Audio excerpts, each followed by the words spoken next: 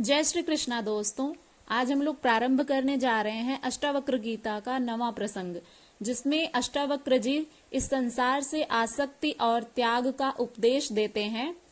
सूत्र संख्या 1 में अष्टावक्र जी कहते हैं, कृता कृते च द्वंद्वानि कदा शांतानि कस्य वा एवं ज्ञात्वेह निर्वेदाद भव त्याग परोव्रति। अर्थात अब गुरु शिष्य को आगे बता रहे हैं कि किया और अनकिया कर्म और द्वंद्व किसके कब शांत हुए हैं, यानी कि जो कुछ कर्म किया जाने वाला है, जो कर्म नहीं किया जाने वाला है, इन कर्मों में करने और ना करने योग्य कर्मों में और द्वंद्व जो है यानी सुख दुख, ईर्ष्या, द्वेष, प्रेम, घृणा, ये सब जो द्वंद्व हैं सांसारिक मनुष्यों में सब में विद्यमान रहते हैं। तो ये द्वंद्व किसके हृदय से कब शांत हुए हैं, यानी कि किसी के भी मन से ये द्वंद्व शांत नहीं होते हैं।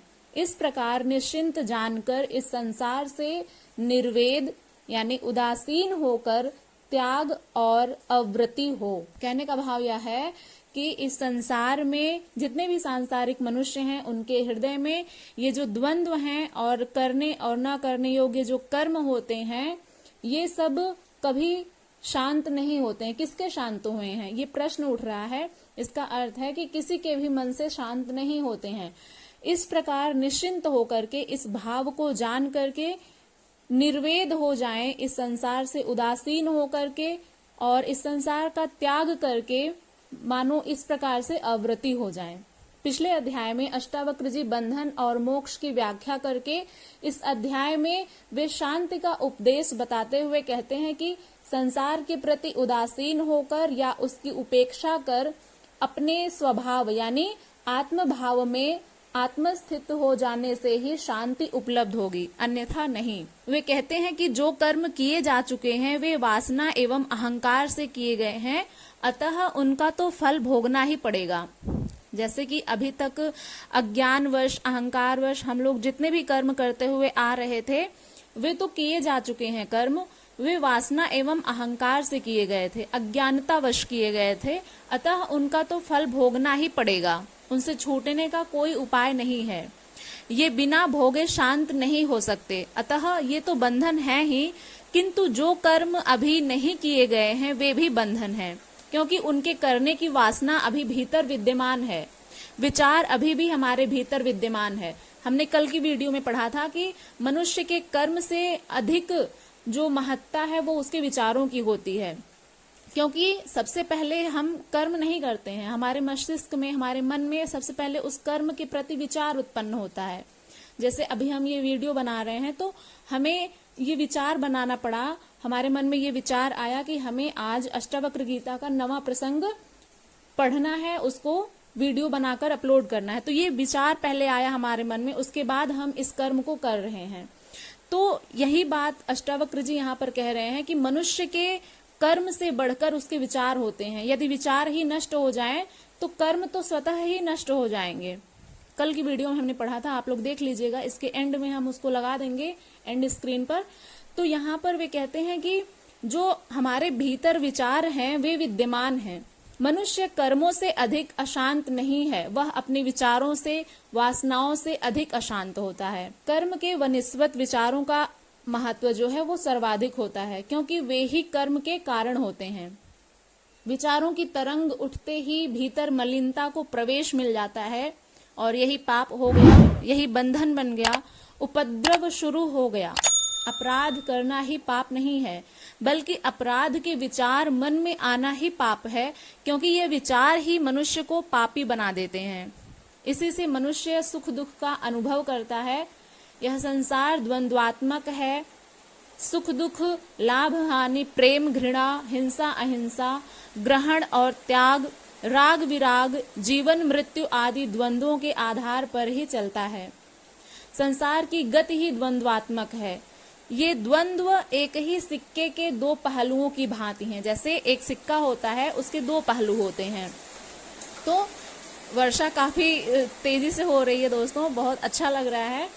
तो ये सब प्रकृति की ही देन है कि उनकी असीम कृपा है हम सब पर कि वे वर्षा का जल हमें प्रदान करते हैं ताकि हम फसल को उपजा करके अपना पालन पोषण कर सकें और इस देश का पालन पोषण हो सके। एक किसान ही इस देश को अनाज प्रदान करते हैं और उनकी कृषि पूरी तरह से वर्षा पर निर्भर है।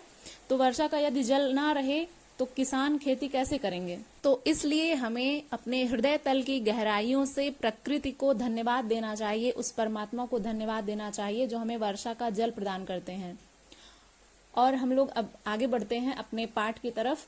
यहाँ पर ऋषि अष्टावक्र जी कह रहे हैं कि ये जो संसार की गति है वो द्वंद्वात्मक है।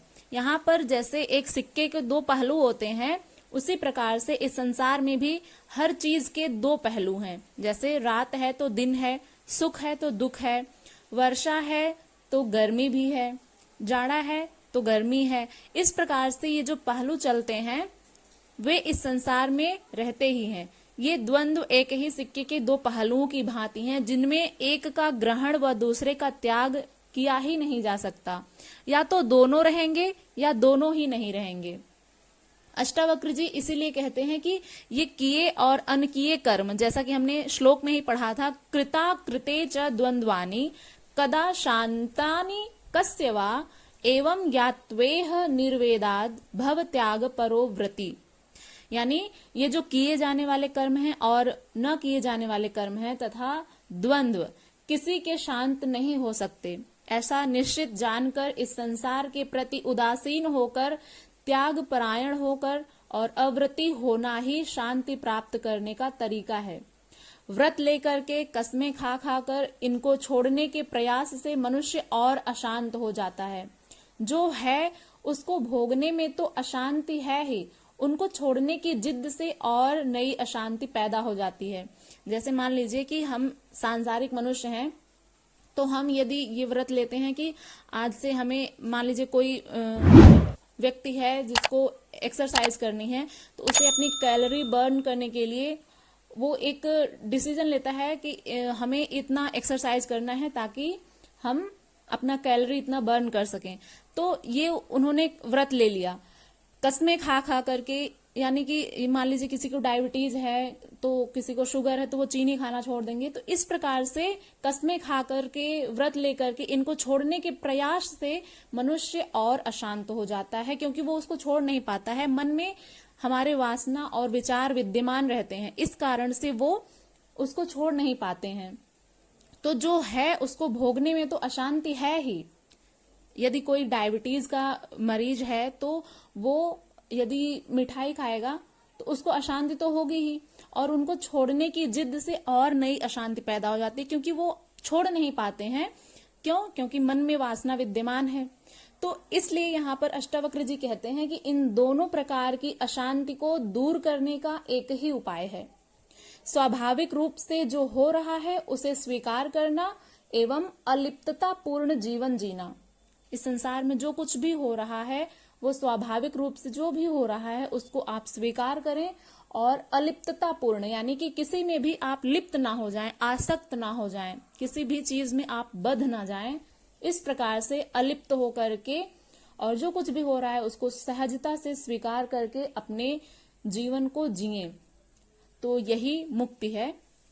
आशा करते हैं कि आप लोगों को ये श्लोक समझ में आ गया होगा।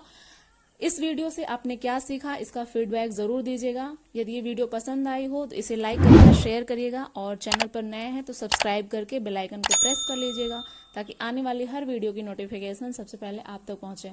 मिलते हैं अगली वीडियो में, तब तक के लिए अपना ध्यान रखिएगा। हरे कृष्णा।